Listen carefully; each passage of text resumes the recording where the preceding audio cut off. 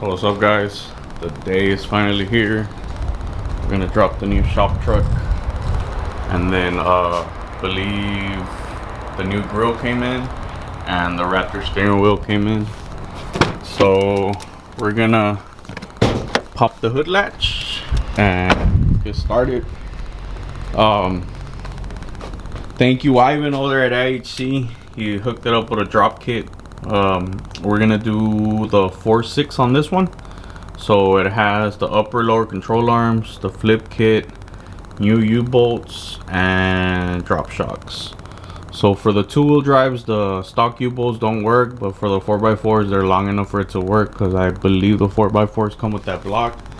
So the drop kit's in there. I'm gonna jack up the truck and put on jack stands, take off the wheels, and just start tearing the suspension apart. This is basically the same thing like we did on Carlos's truck. Is the only difference is his only dropped the 3.5 and this one's gonna drop 4.6, and that's because of the size of the spindle.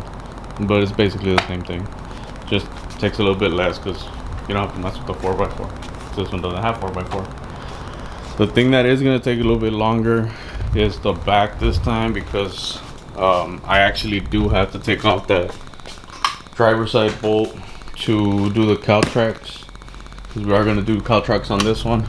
I mean, why not, you know, might as well. And that should stiffen up the ride a little bit in the back, so see how it turns out. Been waiting all week for this, man. They had sent the cow tracks over to somebody else's house. I don't know why. We don't even have the same address. Just so happens we have the same last name, but I mean, it's cool. The guy, like, he wasn't being a douche or anything. He's a real cool guy. Yeah, let me meet him up right there at the house and pick my stuff up. But ready. And then the intake, we're gonna do the SMB. That one should be coming in within a week or so.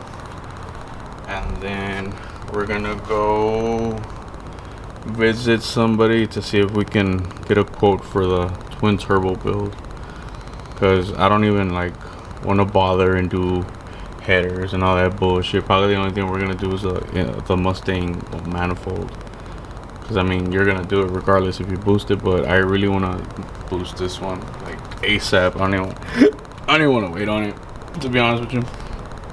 So all right, let's get it started. What's up, guys? So today, Saturday, I'm gonna show you guys what we got going on. Oh, don't look at her, she's a little hurt right now. So we knocked this one out in the morning. Took us out about like 3 hours. Me and Louis knocked it out real quick. Customers coming from out of town, Nebraska. This one got an IHC 4.6 kit. So control arms, upper lowers, and the little spacers set it at a 4. He has 22s on the stock size tire, which is a 285 45 22. And in the back we did the flip kit, drop shocks, and lift shackle to be at a 6. And we took out the spare tire because it's dead extra weight, and it's a really nice truck. It's like fully loaded and everything. And then we got my piece of shit over here. I dropped the front last night, but I didn't quite get to finish because I still have to do the back. I need to do the cow tracks on it and everything else. So it's gonna take me about like 4 to 6 hours. We got Felipe over there, finally showed up. And then over here we got the Ford. It's gonna get a 3-inch, sort of like a leveling kit, but a little bit better. It's the Rough Country lifted struts. We got them right here. And then also the upper control arms, passenger driver side, and then for the rear we have the lift blocks, U-bolts, and new shocks. So I already took it all apart, got the strut out and everything. About to put on the control arms.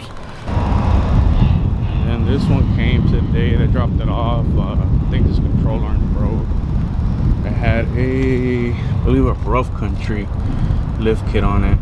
But yeah, that's a ball joint right there. So for you guys that be riding on the stock control arms and they're like all maxed out, that's a McCoy strut. Yeah, this is what can happen. So we're gonna go ahead and take all of this off. Look at the damage, messed up the fender pretty bad. Take all of this shit off and do a drop kit. Be way better. So So yeah, stay tuned. So what's up, guys? Yesterday I got done with all the work, and then I decided to put my truck inside, see if I can finish it up today.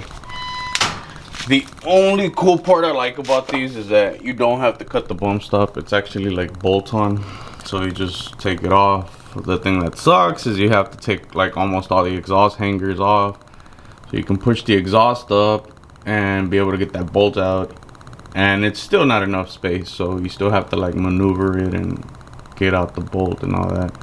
I have the passenger side off. The driver's side, that's the one that you kind of have to loosen up and cut off. That's what I'm gonna do today, and then get the leaf springs ready so I can put the cow tracks on. I don't know why like they don't come from factory with the bolt the other way around. Like it would make shit so much easier, man. No cutting, nothing. But yeah, that's probably the only thing you have to cut in the rear is the driver's side bolt because of the gas tank.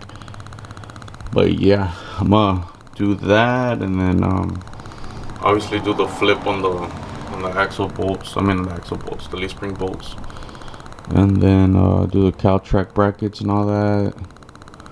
Throw the leaf springs under the diff and install the flip kit, and then just start bolting stuff back up. I was able to find some 4x4 U-bolts. Got them over here, so I'm not going to use those new ones. Just going to clean those up and use those. I'd rather just use the factory ones. I don't know why. I'm weird like that. I'd rather have the factory stuff on. And then what else? Obviously put all the little exhaust hangers back on. The original shackles come off. We're gonna do the IHC lip shackle. That's how you get a 6 in the back. But hopefully the truck doesn't look like a 5 because of the cow track. So I'm kind of test driving that because I haven't done cow tracks on these, but hopefully it doesn't pick it up too much. But yeah, let me get started, and then I'll show you guys once I start having everything on there and stuff. So I just got done with the Ford. I had a little problem. I had to take off the cow tracks and put them back on, just to remove the flip kit plate. Apparently I had to notch this little part off the flip kit plate in order for me to be able to mount the shock. I mean, it's like the size of your thumb, inch by inch. You'll see it. That's only required for the driver's side, but I mean, I cut it off, smoothed it out, painted it, so she's good. She looks a little high in the back, but once I put the 20s on, I feel like it's gonna fill in the gap. But there she is, man. She is legit, bro.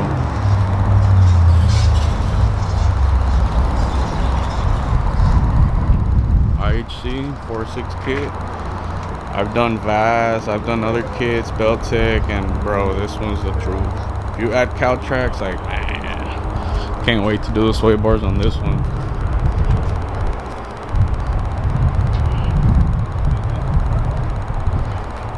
There you go.